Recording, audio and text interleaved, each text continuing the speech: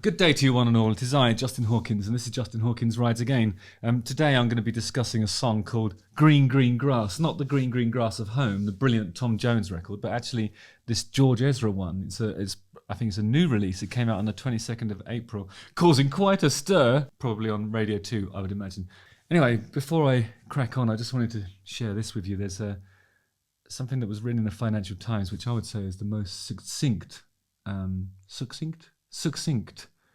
and brilliant piece of writing. Financial Times described George Ezra's music as music that approximates rock, but without any hint of danger or unpredictability. That's pretty much how I've felt about his output thus far. I do have a little bit of previous with George Ezra. There was one of his songs that I was kind of expected to sing when I was on The Masked Singer. The idea was that because he sings in sort of quite a low timbre, he sings in a different range to me. It would be a good way to disguise my true identity.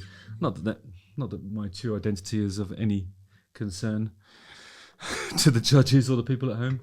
Justin Hawkins rides again.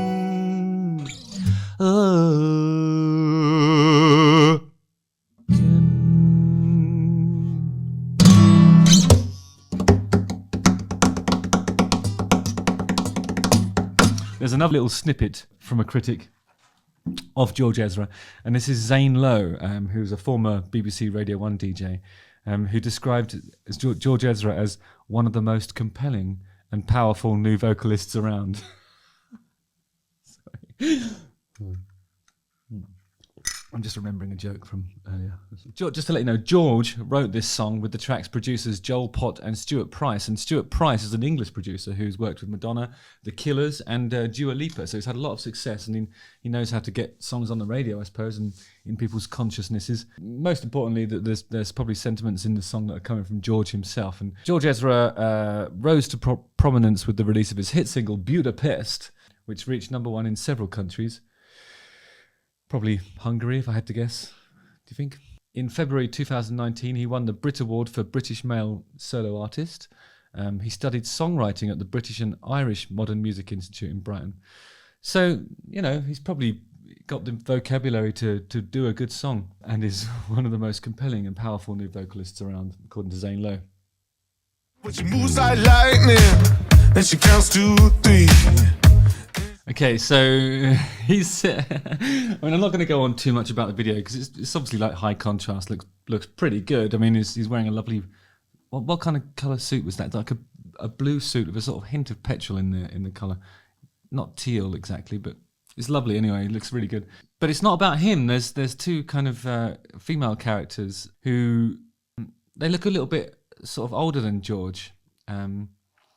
And they're in the sort of adjacent booth discussing whatever to each other, And I think that, respectfully, I feel like George Ezra's music, in the production of it and, the aesthetic of it and the way he's sort of presented as a sort of, I don't know, he's very boyish. I was surprised to discover that he's 28 years old, like me. But he seems very sort of fresh-faced, hair pushed back, wearing a suit with a shirt undone. He's definitely appealing to a certain section of the population, and I think that's the section that listened to Radio 2 in the UK, which is probably the most. I think that used to be the most listened to station for a while, and in order to get on that playlist, you really have to make music that sounds like this. But I think that the two female characters that are in this video are probably like his target audience, and that's cool. It's job's a good one. Nice one, George. And there's no one in here living gonna make it out alive. And he's strumming a looks like a sort of Telecaster, but made by somebody else. Seems to have a Telecaster scratch plate on it, but the headstock itself is, I don't know, it looks like it belongs on a Peavey or something like that. I don't know what that guitar is, but he's strumming away but he's playing along to a different song, because the only guitars that are audible in the production are like a like a little funk thing. Bass line's going dun, dun, dun, so never on the one. It's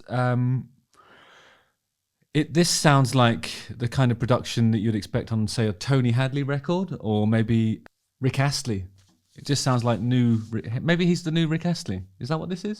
Shit, that's what he is. George Ezra's the new Rick Astley. I've just realised. He should stop brushing his hair back and go for like some sort of quiff, you know. Get a dance going. Stop strumming wildly at the guitar. I mean, we get it. You write songs. Now dance. Dance, Ezra. Dance for me.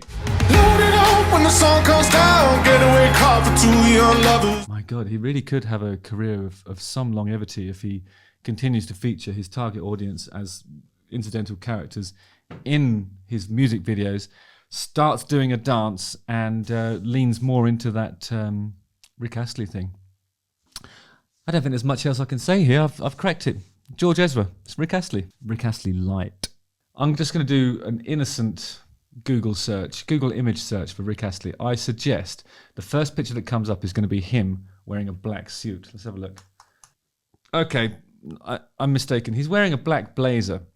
So he's wearing like a sort of rugby shirt or some kind of... Yeah, that might be a rugby shirt, striped underneath a black blazer. But the black blazer suggests that in Astley's heart, there is inner rage. You know, he's expressing inner rage by wearing that oversized black double-breasted blazer and rugby shirt combination.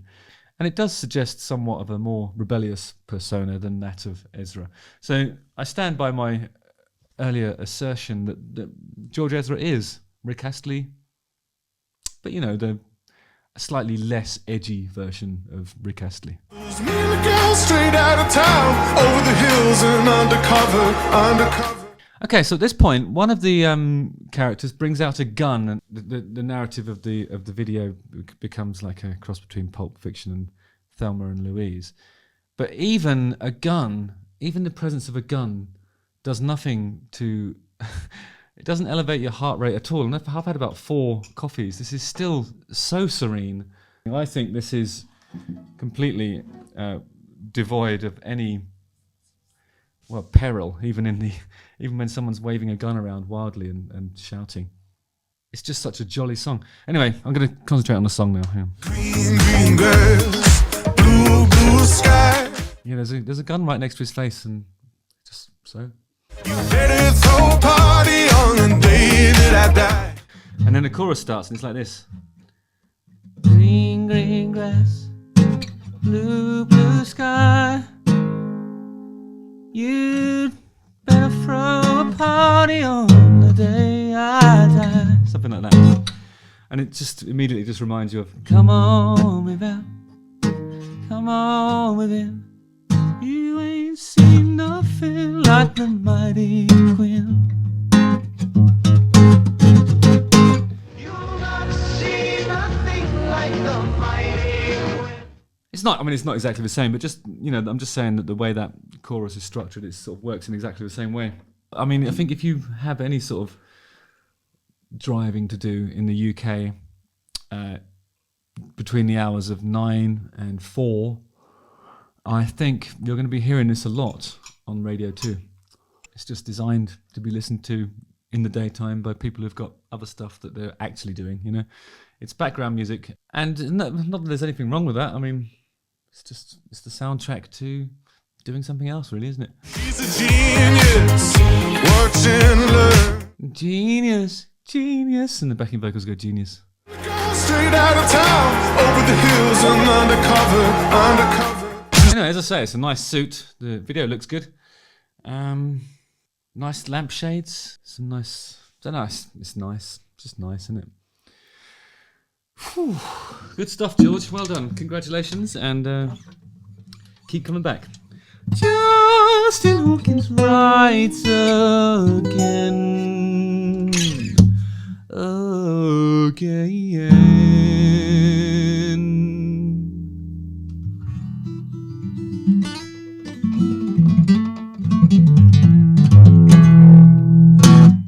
Don't forget to like, subscribe, hit the bell for notifications, and watch one of these 2 videos. Thanks, guys. I love you all.